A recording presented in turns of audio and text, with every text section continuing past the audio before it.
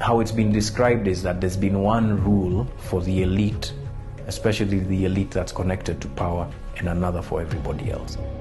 I think I'll leave it at that. Yeah.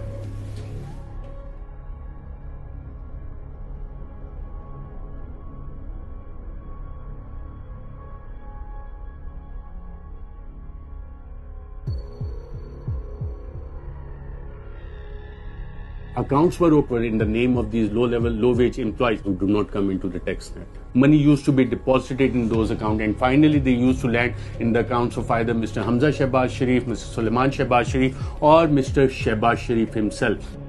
They said that people used to come with gunmen into the banks.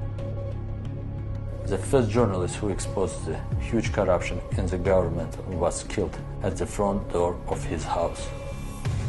All the 5 judges declared that Prime Minister Nawaz Sharif is not an honest person. London is the second home of House of Sharif. London and its role in the offshore world is that it's a money launderer's paradise. It's a money launderer's paradise. I think the main issues for developing countries are Western countries. We have a ready-made system where corrupt individuals can hide, can spend, can clean their money.